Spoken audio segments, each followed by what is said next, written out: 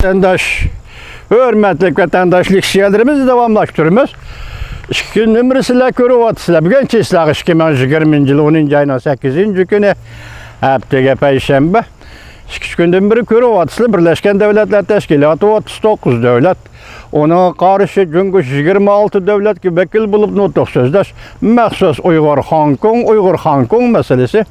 Bu hem de radyoda ve başka tergibat, axbarat vasıtaları da berilgeldiği için ben o doğruda toxtalmadım.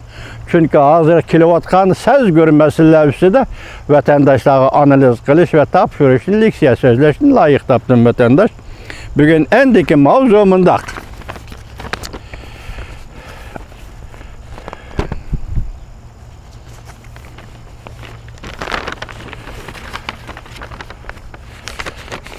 Amerika mütehassisleri Cüngü'ye texime qattiq tadbir qo'llanadigan vaqt yetib keldi deb ko'rsatdi.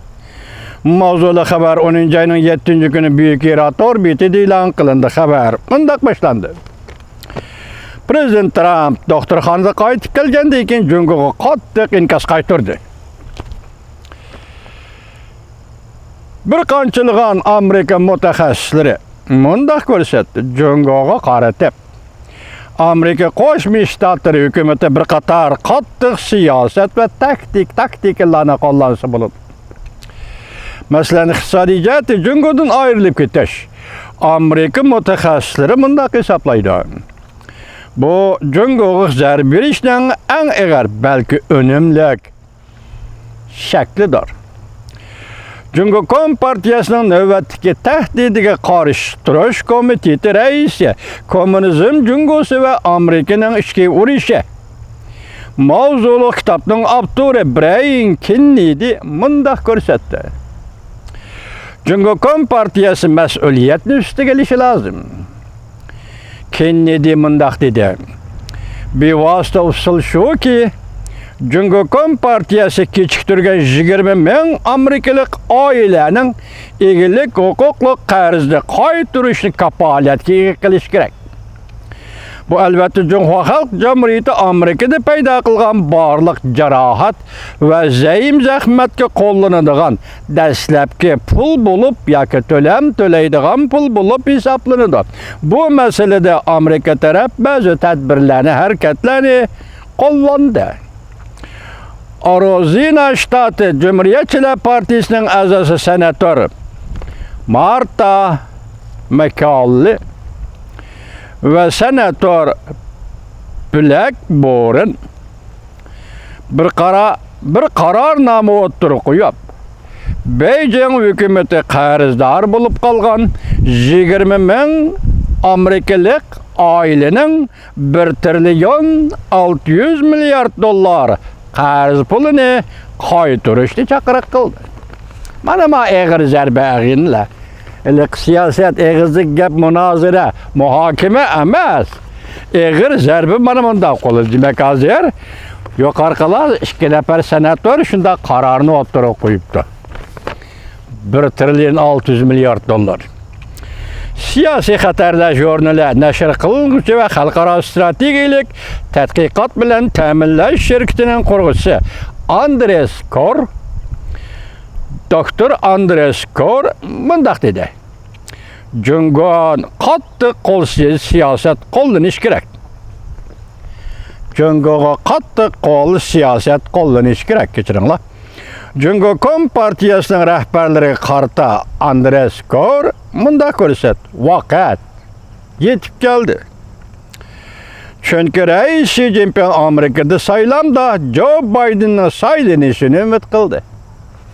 Vaqt yetib keldi. Çünkü Cüngü Kompartiyası yoki Xi Jinping Amerikada Demokratlar Partisining nomzodi Joe Biden'ning Amerika prezident bo'lib saylanishini umid qildi. Cüngü'nün alakadar matbuatları bu Joe Biden'ning Amerikada prezident bo'lishini qo'llab maqolalar e'lon qilib, biz Joe Biden bilan yaxshi munosabat qila olamiz deb ko'rsatdi.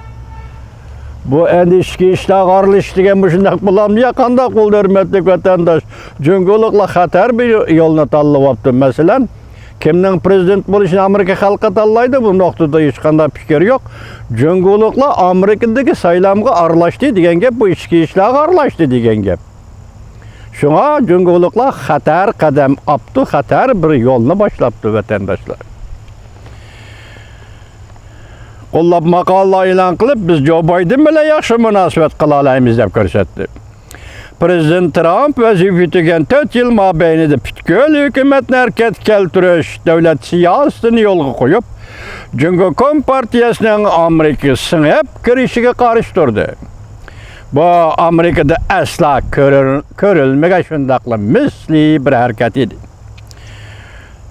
Yuqorqi kor apandi bundaq ko'rsatdi. Jungo Kompartiyasining Amerikada qo'ygan pul pichaklari musodara qilinishi lozim. Amerika Jungo qarz bo'lib qolgan bo'lsa, agar Amerika Jungoga qarz bo'lib qolgan bo'lsa, o'xshash usul bilan bu qarzni bekor qilish lozim. Mana yaraydigan gaplarda, masalan, nima zoyim demdi, nima deydi?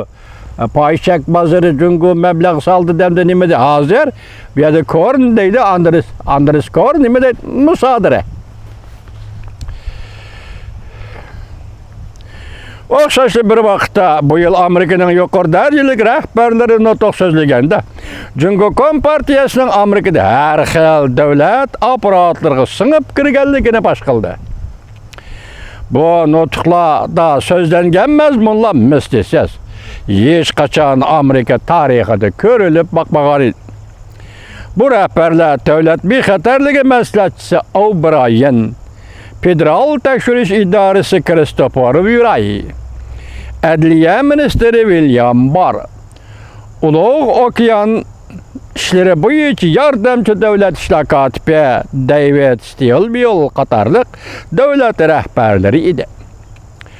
Cumhuriyetçiler Partisining strategiyachisi va siyosiy maslahatchisi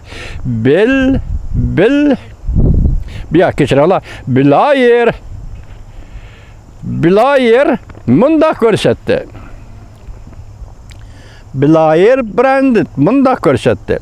Amerikaning bir qator siyosat taktikalari bor. Jungo Kompartiyasiga taqobil turadigan, ya'ni Jungo Kompartiyasiga taqobil turadigan Amerikaning bir yurish konkret siyosat tadbirlari bor dedi.